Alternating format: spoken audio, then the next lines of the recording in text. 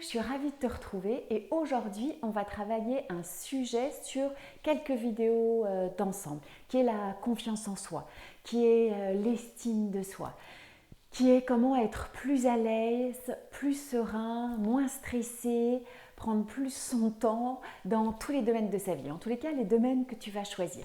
Alors toi, tu vas réfléchir, tu peux mettre en pause et aller chercher un papier et un crayon.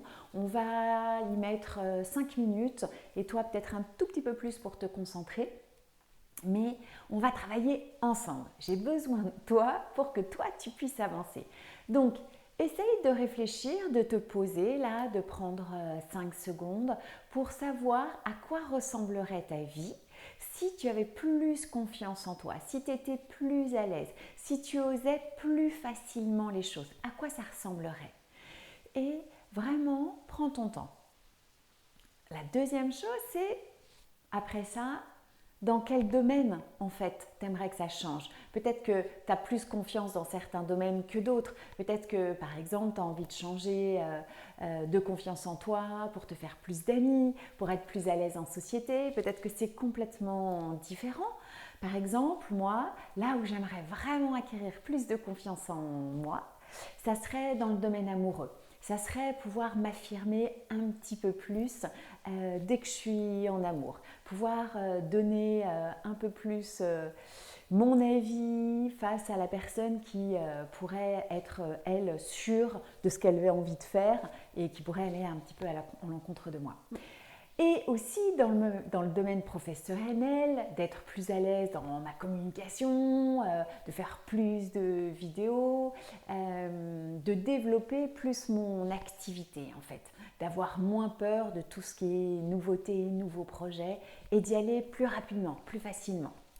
Donc, à toi de voir où tu as envie d'être confiant, où tu as envie de te sentir plus à l'aise et de commencer à voir comment tu as envie d'être.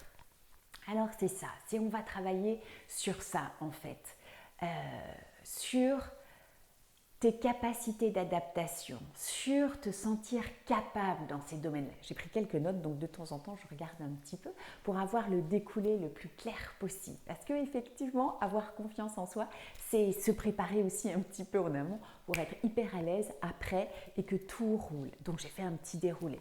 Donc ça va être là, sur ce travail ensemble qu'on va faire, c'est voir toutes ces compétences que pas forcément on a en tête. On a beaucoup en tête nos incompétences, nos imperfections, ce qui a amélioré, ce qui ne va pas, mais tout ce qui fonctionne, tout ce qui va bien, toutes nos compétences, on ne sait pas trop mettre le doigt dessus. Et pourtant, ça serait beaucoup plus simple pour être à l'aise, pour savoir qu'on est capable. Donc, tu vas voir maintenant les domaines où tu es vraiment à l'aise, les domaines où tu n'as pas de difficulté, où c'est facile, où c'est fluide pour toi.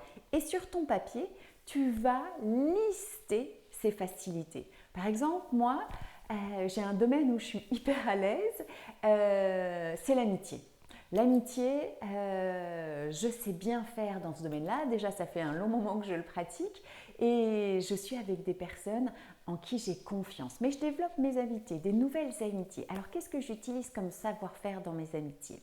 Alors, la première chose, c'est qu'en général, je suis calme et effectivement, je suis assez à l'aise. J'écoute aussi beaucoup.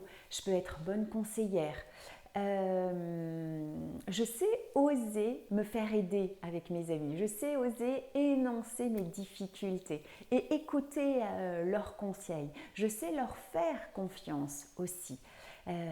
J'adore partager, j'adore être pleine d'humour et d'énergie et avoir des projets avec eux. Donc ça, c'est mes savoir-faire dans des domaines où c'est assez fluide pour moi. Je vais les utiliser. Effectivement, mes domaines que j'aimerais plus développer dans la fluidité, c'est le pro et mon côté amoureux.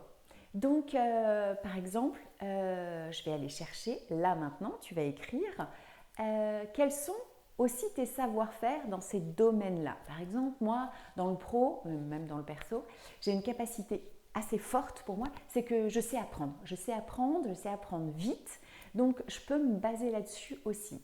j'en ai certainement d'autres, mais toi, liste aussi toutes les capacités, même celles auxquelles tu ne pensais pas, dans le domaine de compétences qui te posent un problème. Ensuite, tu vas utiliser ces forces et tu vas utiliser aussi toutes les compétences que tu avais dans le domaine où tu avais des facilités. Par exemple, l'amitié. Maintenant, quand par exemple je vais avoir un nouveau projet professionnel, un nouveau client, des nouveaux challenges, au lieu de me dire je ne suis pas capable, ça va être difficile, ah là là, ça va me prendre beaucoup d'énergie, ah là là, enfin, tout me monter, mes petites phrases comme ça, je me dis je suis calme, je respire, je relève la tête parce que déjà si dans ta posture tu te poses et tu as une posture dans laquelle tu es à l'aise, naturellement ton corps va se mettre dans la même sensation, que ça soit le corps qui se mette dans la position ou les pensées, ça va être la même chose. Donc c'est soit l'un soit l'autre, mais en tous les cas, tu te redresses, tu respires et tu vas aller chercher déjà tes savoir-faire que tu as dans ce domaine-là, mais aussi tous les savoir-faire que tu as listés dans d'autres domaines. Donc moi, je vais essayer d'écouter beaucoup et après de pouvoir me positionner, après utiliser effectivement tous mes savoir-faire. Donc, je permets ainsi d'utiliser beaucoup plus de potentiel et à ne pas chercher à être parfaite, à ne pas chercher à me bloquer, mais vraiment utiliser mes savoir-faire, développer ce que je sais faire dans les domaines où je sais moins faire. Et la dernière chose, c'est passer à l'action, c'est oser, c'est petit à petit y aller. Ok? Allez, à toi de jouer. Gros bisous.